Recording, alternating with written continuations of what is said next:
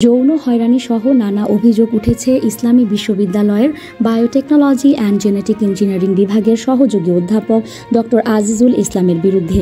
গত 22 জুন বিভাগের সভাপতি বরাবর লিখিত অভিযোগ দেন প্রায় 12 জন ছাত্রী।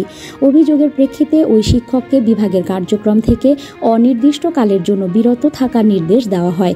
অভিযোগপত্রে 2019-20 শিক্ষাবর্ষের এক ছাত্রী বলেন, স্যার আমাকে ইমোতে ভিডিও কল দেন, আমি কল রিসিভ না করায় পরে অডিও কল দেন।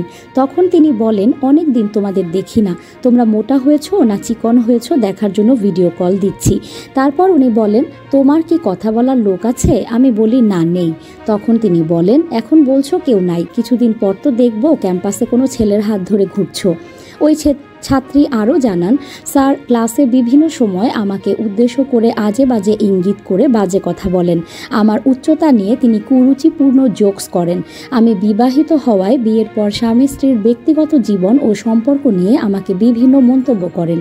তিনি আমাকে সবার মাঝে ক্লাসে দাঁড় করিয়ে মেনস্ট্রুয়েশন সাইকেল নিয়ে কুরুচিপূর্ণ কথা বলেন, যা আমার জন্য খুবই অপমানজনক। এভাবে বিভিন্ন সময় উনি ক্লাসে বাজে ইঙ্গিতপূর্ণ কথা বলার পাশাপাশি বডি শেমিং করেন এবং হুমকি দেন যে তার কোর্সে ভালো রেজাল্ট করতে পারবো না।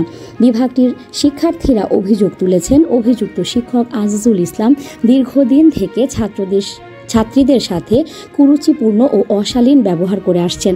হোয়াটসঅ্যাপে কুরুচিপূর্ণ মেসেজ প্রদান, ইচ্ছাকৃতভাবে পরীক্ষার নম্বর কমিয়ে দেওয়া, রুমে ডেকে ব্যক্তিগত ও পারিবারিক জীবন নিয়ে আপত্তিকর জিজ্ঞাসা, ক্লাসে সবার সামনে আজে বাজে ইঙ্গিত করা, ছাত্রীদের রাতে ভিডিও কল দেওয়া, কল না ধরলে রেজাল্ট খারাপ করানোর হুমকি, বিবাহিত ছাত্রীদের ব্যক্তিগত জীবন নিয়ে আপত্তিকর মন্তব্য, নিজের আন্ডারে প্রজেক্ট করতে পছন্দের ছাত্রীদের বাধ্য করা ও ছাত্রীদের বডি শেমিং করা সহ নানাভাবে হেনস্থা করতেন।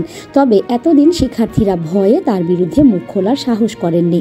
নিউজ ডেস্ক, সংযুক্ত। সাবস্ক্রাইব করে সংযুক্তের সঙ্গে থাকুন।